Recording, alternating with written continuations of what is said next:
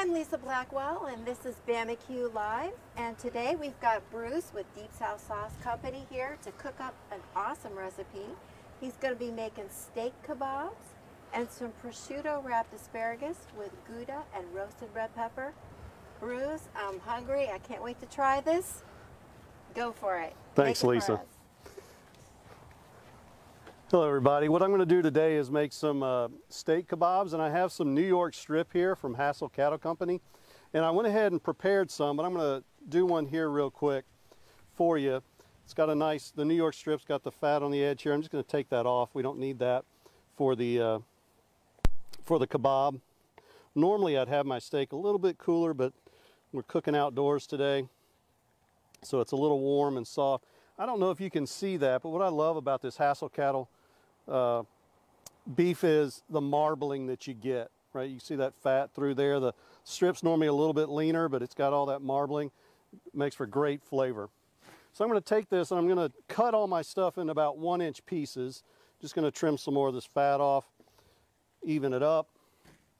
This is roughly 2 inches wide. I'm just going to cut it down the middle here. And then quickly do 1-inch cubes. And the reason I'm using 1-inch cubes is, you know, for time and uniformity. I wanted my vegetables at about 1-inch cubes as well. So that helps us with our cook time and everything. Now, the one thing I love about a kebab is its many versatile uses, right? So I have some larger metal kebab or metal skewers here. So you can do something that's more dinner portion, right? You could put that over rice, salad, or even wrap it in a nice naan bread or something and have a meal. Or you could do more hors d'oeuvres or single bites. So I've taken some 4-inch toothpicks here and I soaked them in water for about 30 minutes or so. And now I'm just going to, you know, build some flavor in a single serving, right? So a little green pepper, red onion, piece of steak. I love cherry tomatoes that are roasted. Right, so you could do that for a bite size. If you like mushrooms, take a mushroom cap, make sure you clean it. I popped the stem out. You don't necessarily have to do that. Some beef. Let's just do a tomato on that one. So you can kind of do whatever you want. And you know, there really are no real rules with a kebab, because a kebab basically means roasting on a stick, right? So where did it originate? Well, I kind of thought about that for a little bit, and I'm like, well, it must have been, you know, back when they first started to use fire, that a guy was probably holding meat that he got over a fire and decided it was too hot and kept dropping in the fire. So then a woman came along and told him that, hey, why don't you put it on a stick so you don't burn yourself? So that's what they did, right? So they started putting meat on a skewer. But was that really the official start? No. Actually, kebab started in the African and Asian areas. And the first recorded use of it, documented, is in Turkey in 1377, where soldiers would take the meat that they hunted and they would stick it on the end of their swords and roast it over the fire during their campaigns. And that was the first official use of the word in a culinary sense. And ever since then, the kebab has kind of taken off. I'm just going to do one more. And let's just do one more mushroom and steak and tomato. All right, so once I have that, I'm just going to clear my board.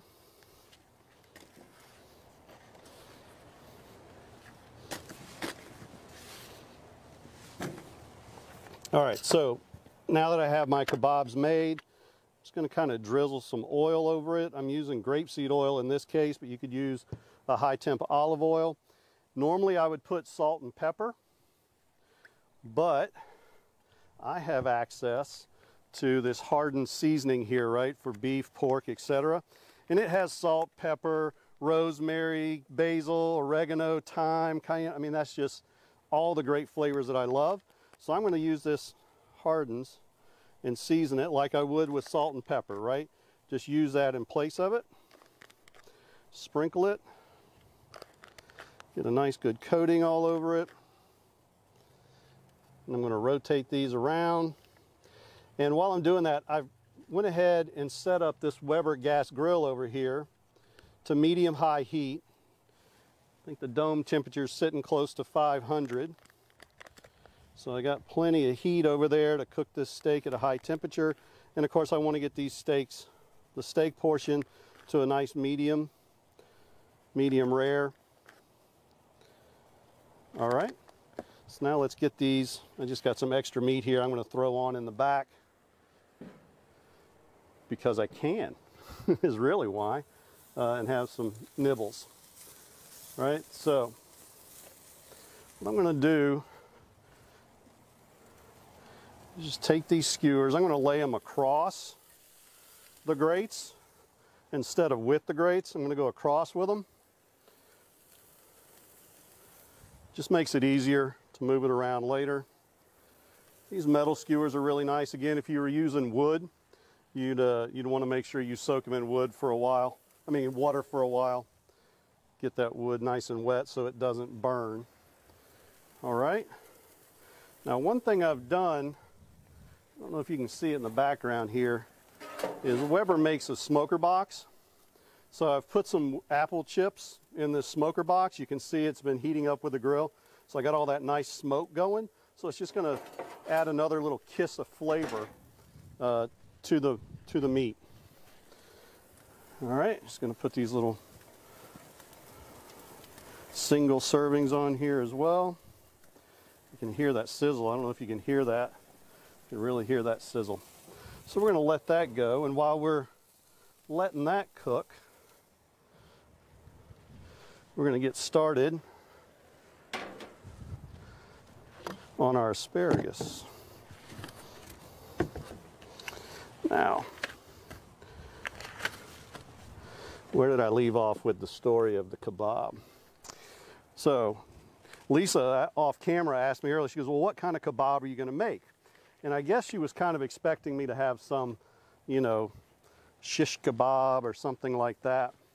Well, I looked up different types of kebabs and the names of them and where they came from. And there's a myriad that come from Asia and Africa. In fact, if I were to start naming the kebabs, it would kind of be like Bubba from Forrest Gump naming all the different types of shrimp dishes. They just go on and on. As creative as you can be is the kebabs you can do.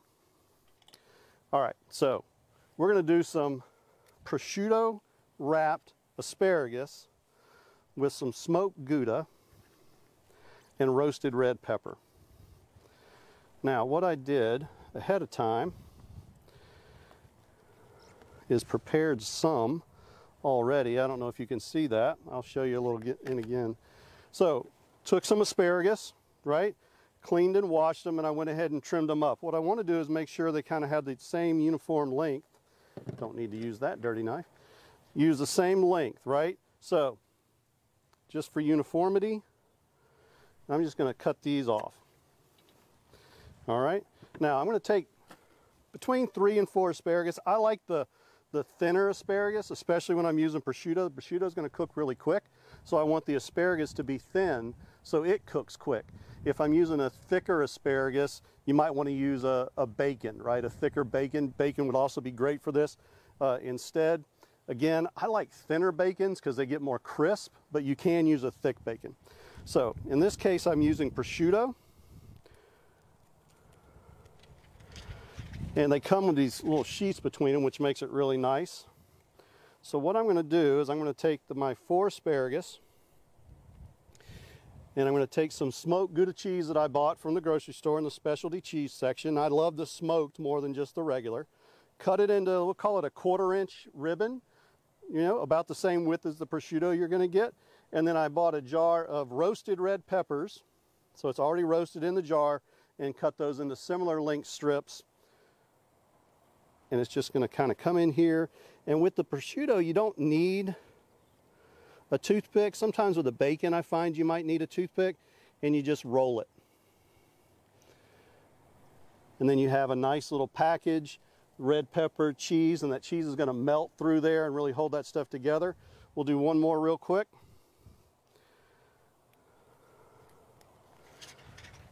Take the little plastic off. My 4 asparagus, smoked Gouda, roasted red pepper, and just wrap it. The prosciutto is pretty delicate. I didn't have to season this, right? Because the prosciutto is going to be really salty, especially when we grill it. That salt's really going to intensify. And then the roasted red pepper and the smoked Gouda are going to round out that flavor.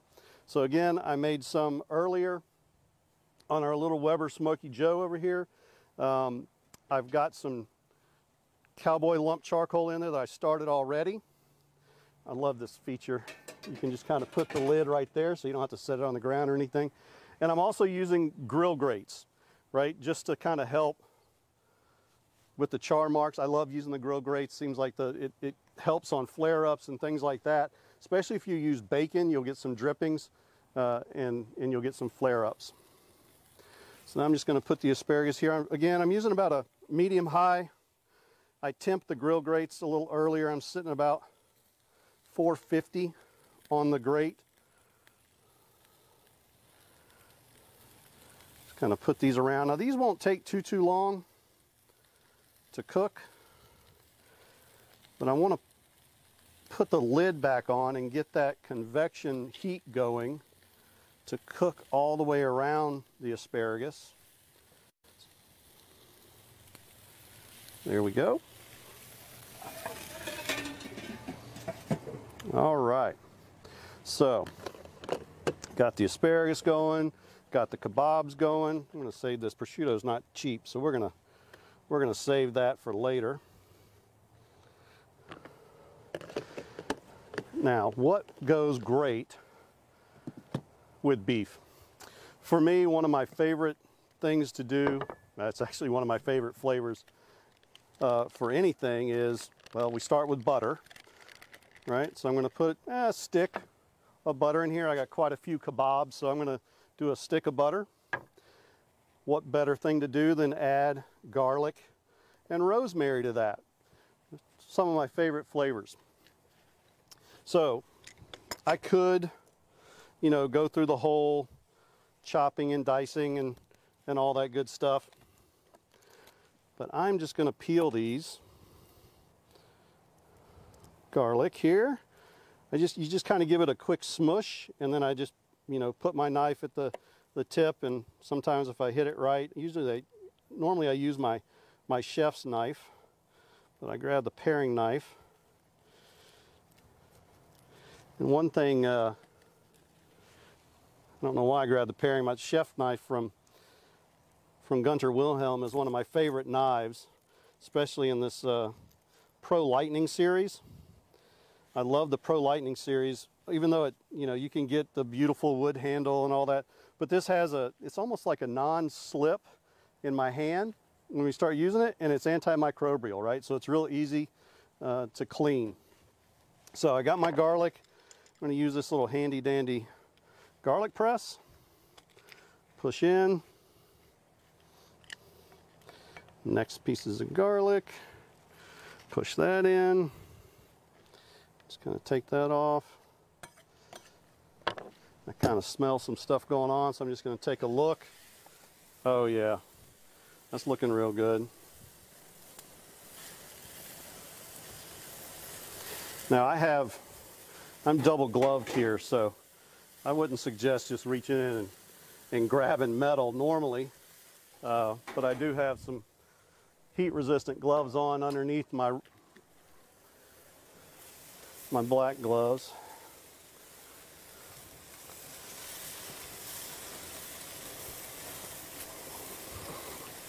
A tip I would normally tell you is to oil the grill grates, but I didn't really do that today.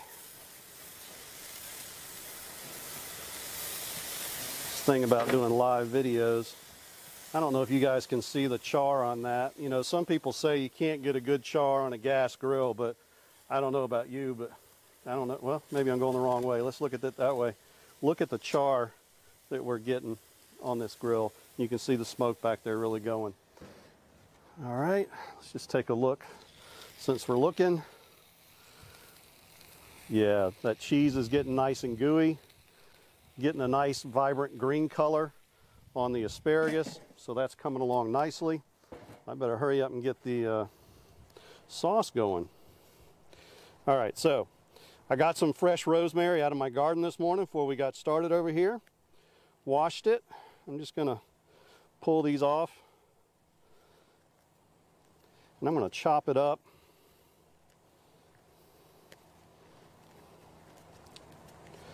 Just get all these pieces off. In fact, that stem looks pretty good. And since I want my chef's knife,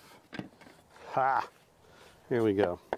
So I'm just going to chop this up in small pieces so I don't bite a big piece of rosemary, right?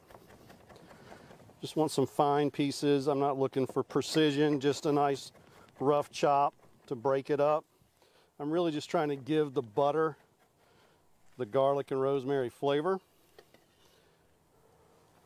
So there we go. And we're going to need a little seasoning to it. So I'm going to use the hardens in this as well, just to reinforce what we did already.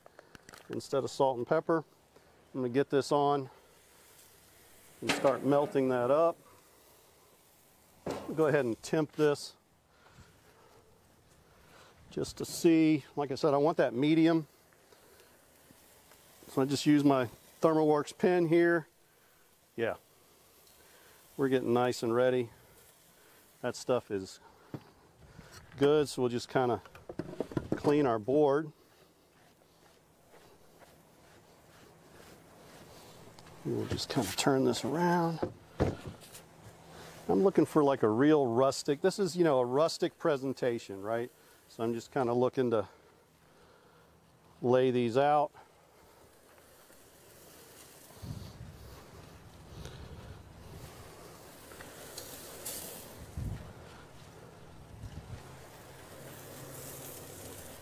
Oh, I don't know if you can see the char on this stuff. And look at what that tomato did.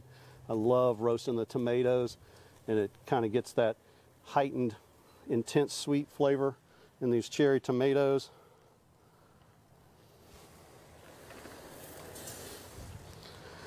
This would be awesome if you had like a bed of rice or something, and just take your fork and you just, you know, kind of put it here and pull the skewer out, and it'll come right off.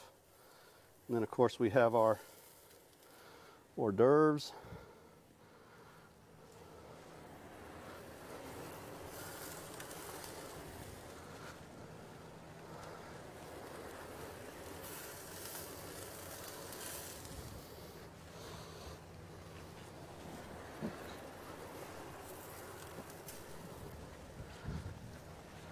And let me just, we had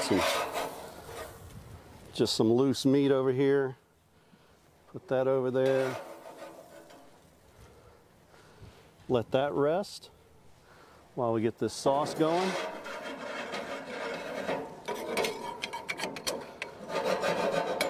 Sauce is heating up nicely. Take a look at my asparagus. Oh yeah, I think that's about ready. We'll go ahead and take these off.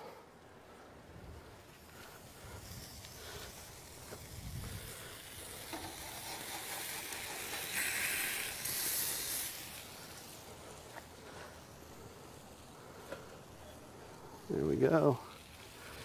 And these things, these asparagus, wrapping them like this also makes a really great past hors d'oeuvre for a tailgate or anything like that. So, you know, the kebab, again, you know, its popularity came really, you know, as a street food again. You know, they're easy, they're on a stick. I don't know, for some reason I like street food kind of stuff, but you have something that's on a stick again. You know, we could, in fact, maybe I'll just take this one back here. You can just use your fork or whatever, and you just slide it out like that, and it holds holds its position, so you could still put that on a salad, a bed of rice, anything of that nature, and that would be very, very nice. And let's just check our butter.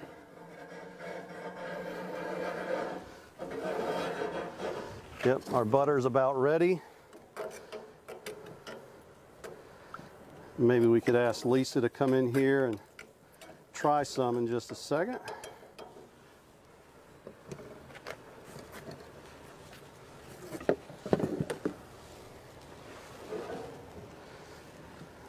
And you just take that butter, it's got the rosemary and the garlic in it, and you just kind of pour it over. It's looking about time for me to taste this. Yeah. Oh, look at that. So there you go. So we have our Hassel Cattle Company New York strip steak, right, that I cubed up with some of our favorite vegetables. You can use any vegetable that you like. And then, of course, I like a rosemary garlic butter sauce on top of that. We've done it in dinner portions, we've done it in appetizer portions, and we've done it in Scooby snacks. Oh, Scooby snacks. And then we have our prosciutto. It smells wonderful. We have our prosciutto wrapped asparagus with roasted red pepper and smoked Gouda for our accompaniment.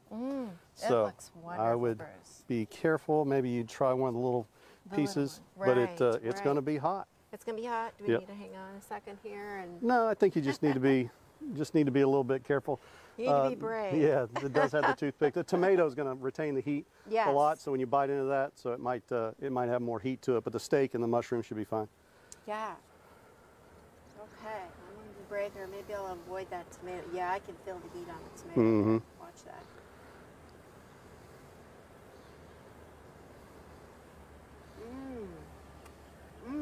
Wonderful flavor. Wonderful flavor there. I can taste all the seasoning. It's like a burst of flavor on your tongue. Oh my goodness. I think I can do the tomato now. That was delicious. Yeah, I like how when you roast a tomato like that, it just concentrates the sugars inside the tomato, and it gives it that little pop. That's absolutely delicious. Can you do this with any mushroom, or? You could actually, traditionally a kebab was made meat on one skewer and then all your vegetables on another. They weren't really put together until, kind of we got involved to make it look a little prettier.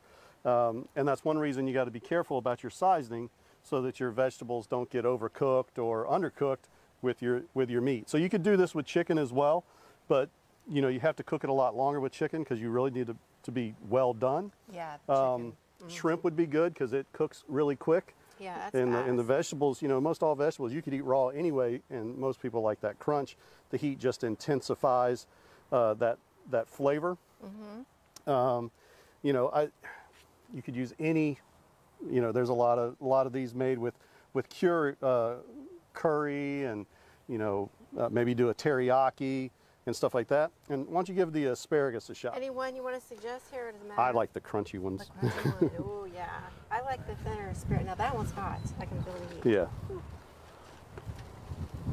Watch Lisa burn her tongue. All right. Oh, I like it. Crunchy, but tender. It's cooked perfectly. Yeah. And I can taste the Gouda. Oh, it's so Gouda. That is delicious. I love asparagus. It's one of my favorite vegetables. Absolutely delicious. Any other cheeses that you would suggest? You could use any. I've used feta, etc. Anything that's meltable, I like as well. But I think we're okay. Wow. just about out of time. This is delicious, and the crew can't wait to have some. And I think you can't wait to try some of this on your next cookout, or even in your kitchen, but barbecue. The next time you cook out, you've got to try this recipe. It is absolutely awesome. You did a great job. Thanks, Lisa. Yeah. Thanks for watching, and we'll see you next time on Bama-Q Live.